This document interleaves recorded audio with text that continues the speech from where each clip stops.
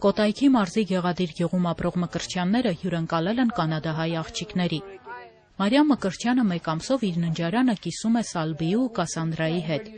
Երեկոյան այստեղ զրույցներ են անցկացվում Գեղադիրի կամ Տորոնտոյի նիստուկացի մասին։ Հայելին զարդարվել է կանադայի դրոշով, սենյակը համալրվել է նոր իրերով, ֆրանսերեն, անգլերեն, հայերեն բառարաններով։ Այս տունը, ինչպես եւ գյուղը, ապրում են նոր գույնով ու շնչով։ Ես ուրախ եմ, որ այս տունը եկած էր եւ Արիամին մաման եւ դադիգին ինձ հրավիրել հոստեղ եւ ինձ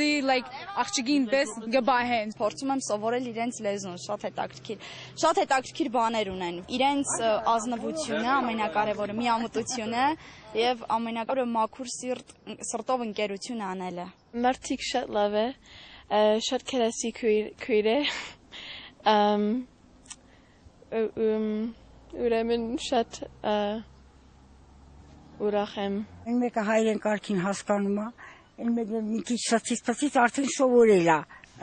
Կամաց խոսում ենք, յուրա ենք տանում, ինչ հարմար է մեզի անում ենք, տնում ենք իրանց համար։ Սալբին ու Կասանդրան կանադացի իրենց հասակակիցների հետ եկել են նորոգելու Գեղադիրի դպրոցի դահլիճը։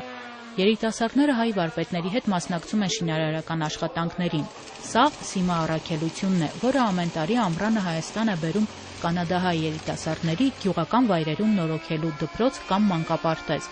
Նախկինում նման աշխատանք արել եք, հարցին Արմեն Կարապետյանը պատասխանում է։ Այսպես Կանադայի մեջ չէ։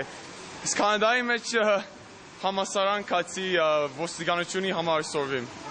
Սիմա առաքելության դրոշները բարձրացնելուն միացան Կանադայի Սուրբ Երրորդություն եկեղեցու, Սուրբ Սահակ, Սուրբ Մեսրոպ շաբաթօրյա դպրոցի սաները։ Մենք հայ ենք հայերեն լեզվով, մենք հայ ենք հայերեն լեզվով, մենք հայ ենք եւ հայ։ Այս տարի առաջին անգամ մեկ ազգ մեկ մշակույթ փառատոնին Կանադայից պարային խումբ է մասնակցել։ Սա սույն պարային համույթը։ Անկախ գալու առիթից երիտասարդներն այստեղ են ինքնություն գտնելու, իրենց հետ հայրենիքից մի մասնիկ տանելու համար, ասում է Կանադայի հայոց թեմի առաջնորդ Տեր Բագրատ եպիսկոպոս Գալստանյանը։ Իրենց ինքնությունը գտնելով հասկանան, որ իրենք պատկանում են մի ցեղի, մի ժողովրդի,